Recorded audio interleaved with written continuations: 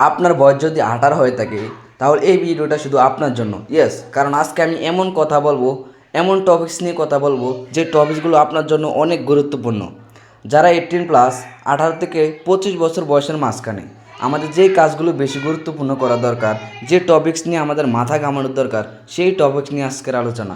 তো জেনে নেওয়া যাক এমন কোন 5টি বিষয়ে কাজ করা দরকার আমাদের 18 থেকে 25 বছরের মধ্যে। তো 5টি কাজের মধ্যে প্রথম টপিকসটি হলো try to learn skill. Yes, সবচেয়ে বেশি গুরুত্বপূর্ণ বিষয়।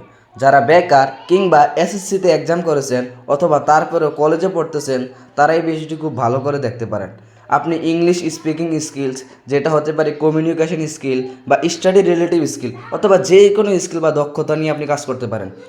এবার দ্বিতীয় যে বিষয়টি গুরুত্বপূর্ণ সেটি হচ্ছে যে best using of your money. Yes, আমরা যারা 18 বছর পার হলে দেখবেন যে কোনো না কোনো ইনকামের দিকে চলে যায়। আমরা যারা বেকার তারা কোনো না কোনো কাজে ছুটি কিছু টাকা কামানোর জন্য, কিংবা আমাদের মধ্যে যারা এসএসসি দেবে বা দিয়েছে অথবা তারপরেও আমরা কিছু কাজ করে টাকা উপার্জন করি, কিন্তু এসব টাকা আমরা রাখতে পারি না অথবা ভালোভাবে স্পেন্ড করতে পারি না বা ভালো কাজে লাগাতে পারি না। 18 থেকে 25 বছরের মধ্যে আমরা এরকম কমন ভুল অনেকেই করে থাকি, কিন্তু না, এসব করা যাবে না। আপনি মনে করেন প্রতিদিন 500 টাকা কিংবা তার বেশি ইনকাম করেন, ওখান থেকে ব্যক্তিগতভাবে নিজের জন্য 300 টাকা রাখতে পারেন কিংবা 300 টাকা খরচ করতে পারেন, আর 200 টাকা নিজের জন্য রাখেন। নিজের ভবিষ্যৎ চিন্তা করুন। খেয়াল করুন, আপনি যদি এরকমভাবে কিছু টাকা গোছান তাহলে একটা পর্যায়ে দেখবেন যে কিছু টাকা জমি গেছে আপনার, আর ওই টাকা দিয়ে ছোটোখাটো বিজনেস চালু করতে পারবেন কিংবা ছোটোখাটো একটা ল্যাপটপ বা ভালো একটা মোবাইল কিনে যে কোনো ওয়েবসাইটে কাজ করতে পারবেন। সবশেষে আমি মনে করি 18 থেকে 25 বছরের মধ্যে best using of year money এই টপিকসটি খুব গুরুত্বপূর্ণ। এবার আসে 3 নম্বর topics, don't take a shortcut. Yes, আমরা কখনোই চাইবো না যে এই বয়সে কোনো শর্টকাট রাস্তা খুঁজি। এই বয়সে যদি শর্টকাট রাস্তা খুঁজি থাকেন তাহলে আপনি ভাববেন যে আমার তো এখন অনেক সময় আছে, সামনে আরও অনেক ফিউচার আছে। তাহলে আমরা 18 থেকে 25 বছরের মধ্যে এই ভুলটা খুব ইজিভাবে করে থাকি, কিন্তু এই ভুল একেবারে করা যাবে না।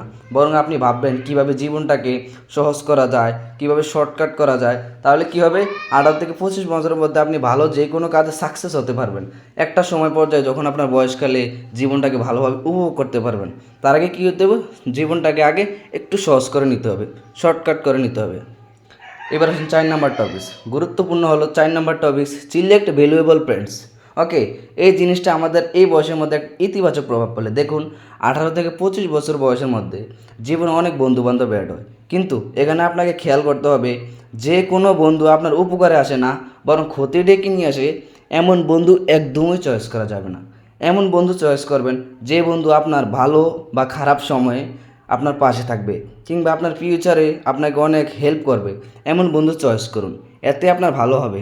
লাস্ট টপিকস অর্থাৎ 5 নম্বর টপিকস হলো remove your self from the comfort zone. Yes, এই জিনিসটার খুব গুরুত্বপূর্ণ। আমরা অনেকেই কমফোর্ট জোনের মধ্য থেকে কিছু করতে চাই বা কোনো চাকরি করতে চাই, কোনো বিজনেস করতে চাই, কিন্তু তার সবগুলি অসম্ভব।